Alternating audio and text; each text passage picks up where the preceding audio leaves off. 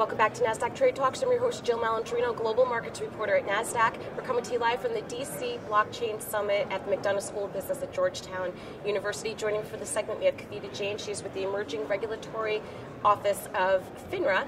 Thank you so much for joining us once again. And since we spoke last year, the Innovation Outreach Initiative has taken off for FINRA. Tell us more about that. Yeah, thank you, Jill. Thank you for having me again. So we launched the Innovation Outreach Initiative in the summer of 2017, and we've accomplished a tremendous amount since then. We've engaged in extensive conversations with the industry. We've held structured forums like roundtables, conferences, fintech office hours. We've published a fintech page on our website. We've published several documentations, timely publications, namely a RegTech white paper, a paper on blockchain, and last but not the least, we've published several investor alerts on key topics. I would say overall, our biggest accomplishment has been the level of engagement with the industry, and not just broker-dealers, but various members of the fintech ecosystem, so startups, vendors, service providers, other regulators, and we've really learned a lot and gotten some really good feedback from the industry. All right, so now what's FINRA going to do with all this information that you've collected? Yeah, that's a great question. So our office, the Office of Emerging Regulatory Issues, really serves as a catalyst. So we take the information and the learnings and we share it internally with staff so they're aware and abreast of the developments and related risks. And then we also coordinate with various departments across the organization to formulate a response. So a response could be modifying or adjusting our exam program.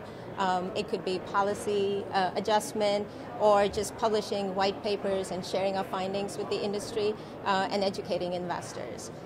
Through our findings, we've prioritized a few key topics that we'll focus on this year, namely digital assets, blockchain, RegTech, and artificial intelligence. All right, now you had mentioned that broker-dealers are actively engaging with this. What are some of the activities you're seeing from them?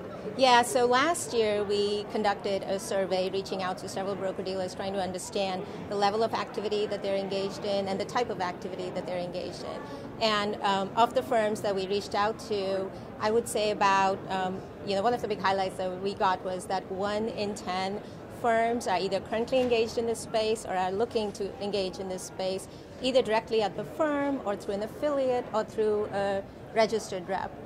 The types of activities that they're looking to engage in really falls in 3 major buckets.